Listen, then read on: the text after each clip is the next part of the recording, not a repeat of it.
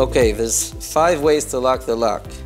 The first one will be the automatic lock, which will engage according to your setting. We have 10 seconds.